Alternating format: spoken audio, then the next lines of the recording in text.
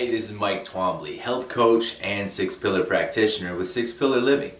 Dr. Shah and I have been working on helping bring the six pillars to you and helping you understand the balance, the necessity of the balance of these six pillars so that you can better balance your own life and allow us to help you with yours.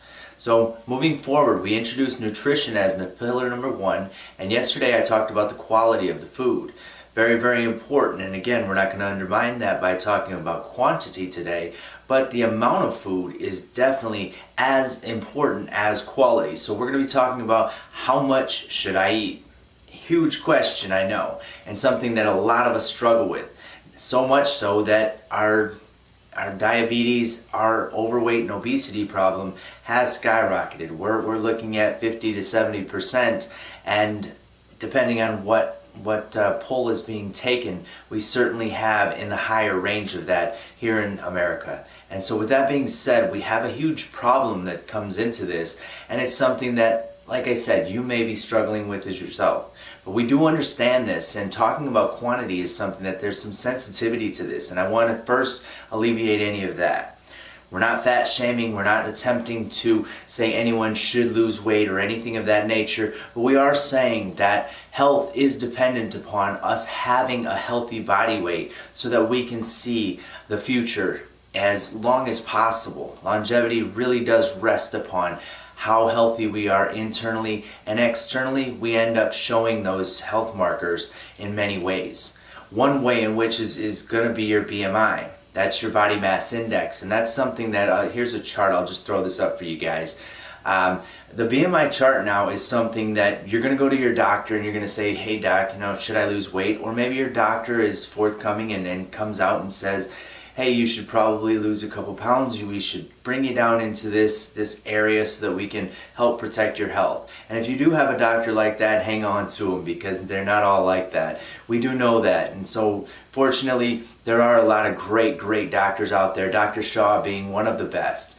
And so that being the case, you'll get some guidance, but the BMI chart is something that is pretty limited in terms of what it can actually offer in terms of giving you any kind of information that you may need to get to the other side of this goal or this mark that's been set by your doctor and you. Now, it doesn't account for, the BMI chart is what I'm speaking of, does not account for your race, your ethnicity. That's something that in many different races, as we can look across, and this is sensitive to say, but I do want to put it out there, it doesn't account for the fact that different races have different musculature. There's more weight held on different bodies. And so the structure, the frame, the gender, all of these things are kind of bypassed, and it's just kind of a blanket chart that you'll see that I showed you there. And go ahead and take a look again.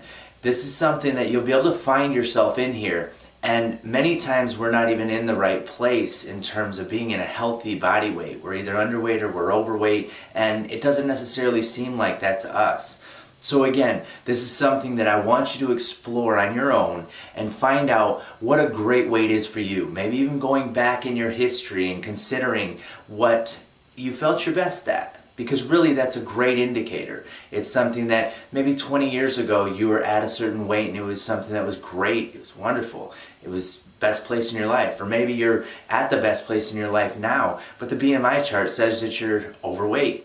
Me, myself, currently, I'm at about 182 pounds, and at 6 foot, it actually has me borderline where I'm 24.7 BMI. And if you look at the chart, and you'll see that 18.5 to 25 is the healthy range. Now, if I were to gain even a couple of pounds, even if it was muscle and healthy weight, it would put me over that mark. And so just understand that the type of body that you want to have, whether it be an athletic and a strong physique that may be outside of that, or a slightly leaner physique that falls below that, isn't necessarily a judgment that should be made from a chart or even your doctor necessarily. It is your personal choice. So find what works for you, decide what it is that you want to weigh. And in talking with your doctor, he may be able to help you, or she may be able to help you to reach that goal. And that being very, very important relationship to maintain. And really, it's a great great tool to be able to use along the path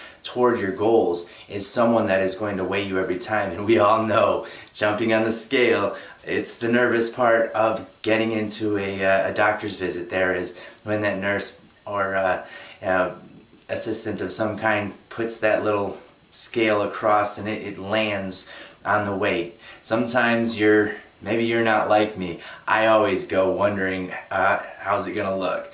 But despite that, the doctor's a great resource, a great tool for us to be able to use, to be able to see how our weight is progressing in the direction we want to. Another tool I would say in being able to help establish this goal is being able to see what you're weighing and keeping track of that on your own is a MyFitnessPal app or something like that. It doesn't have to be that one. We have no affiliation with any of the apps. So MyFitnessPal.com has an app on there that you can kind of control on your phone and control on the computer and log your food and those types of things and log your weight. And that's something that can show over time whether or not you're moving toward your goal or moving away from your goal, and it's a great, useful tool. So one thing that to move back to the direction of the nutrition is that we see many times, all the time now these days, but since 1990, there's been a 2,000 calorie, based on a 2,000 calorie diet on the bottom of the food labels. And you wonder, where did that come from? How scientific is that? Is a good question to ask yourself. And really there's none. The reality is that was actually put in place by the USDA when there was the big craze about having some standardized labeling that was going to go into effect so that people could know what was in the food. Unfortunately, what that did was it made people think, and maybe yourself, maybe you're one of them, I myself for a while wondered, maybe I am a little off. Maybe I do need to go back and look and see what's going on there. But quickly I realized, absolutely not. The 2,000 calories was just based on some self-reporting that was done through the USDA to get this. And men were, anywhere from, the 2,000 calorie mark to 2,600 calorie mark. Women were anywhere from like the 16 or 18 to 2,200 calorie mark, and so they just kind of pushed it all together and came in with that 2,000 calorie number. Unfortunately, it didn't help anyone. It made people think that 2,000 calories was a great weight to go with or a great caloric intake to go with, but it drove weight up in most individuals because most of us, our metabolism is not burning at that level. So we don't lose weight with that 2,000 calories. So very, very important for you to know that don't pay any mind to that 2,000 calorie diet asterisk on the bottom of the labels. Just look at what is a healthy food for you. And we talked a little bit about quality yesterday. So if you have any questions, feel free to reach out, ask any questions you have. And Dr. Shah and I would love to be able to answer your questions for you and help you along this path toward your healthy weight, your goal weight, and balance in these 6 pillars.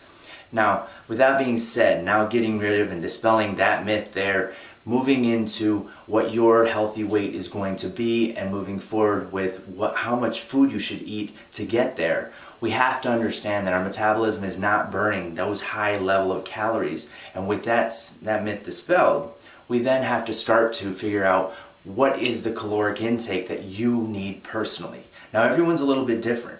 Genetics, biology, everything in your past leading up to this point from your ancestors to here is different than everyone else's. There's some similarities, there's some crossover, there's obviously going to be some definite benefit to knowing what the next person next to you has, had success with.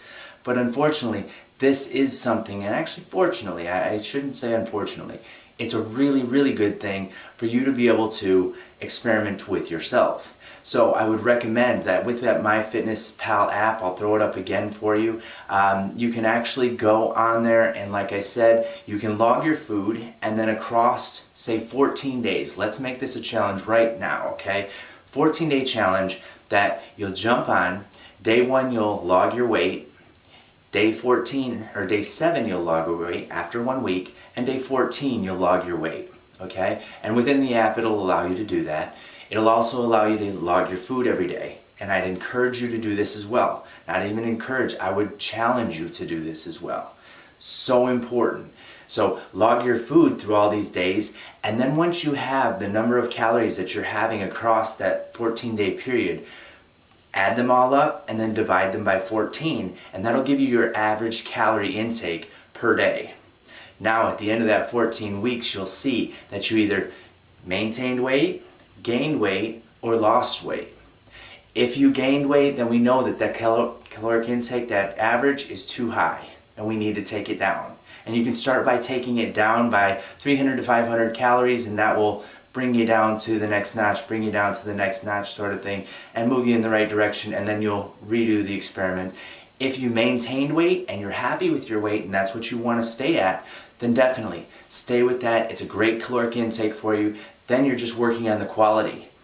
If it is in fact something that you want to lose weight and you want to get down, that 300 to 500 calories is something that you'll drop it down from whatever your average is, and that'll help you to lose about 1 pound to 2 pounds a week of body fat. If quality is high and your activity is in place, you'll lose this weight and it will be consistent and it will come off very freely, and that'll be the caloric intake that you're looking for. And then when you hit the weight that you want to be at, then at that point you can stabilize by adding that 300 to 500 calories back in healthy food, whole food, plant-based preferably, but again, we are open and understand that there are a lot of different dietary intakes out there, and so quality is the key to being able to add food back at this point, add high quality food, and your weight will stabilize again. So quantity is a very big thing. We talked about quality yesterday, quantity today. We're going to be talking about the other factors. We have 4 more days of nutrition, so stay tuned. Dr. Shah and I would love to have you back, and we love the fact that you're here today. We hope you were here for yesterday's, because quality was a very important one as well. So stay tuned. I'm going to be right back with you for another 5-minute segment. I hope it hasn't gone too long. I actually have no idea at this point how long this is, so my apologies if it is longer than the previously discussed 5 minutes, but I really wanted to share this with you and really help you get the resources that you need. I'm also going to put a BMI calculator into this as well, so I'll throw up the link here, but that'll be something that you can just type in your height, your weight, and it'll kick back the number that your BMI is. And that'll help you to kind of navigate the chart that we looked at earlier. So again, I hope you have a great day, and so does Dr. Shah. We look forward to helping you reach your 6-pillar balance. Within our 6-pillar living program, you're going to love being able to reach this level of balance and health and longevity. So we look forward to serving you. We can't wait to help you soon. You have a good day, and we'll talk soon.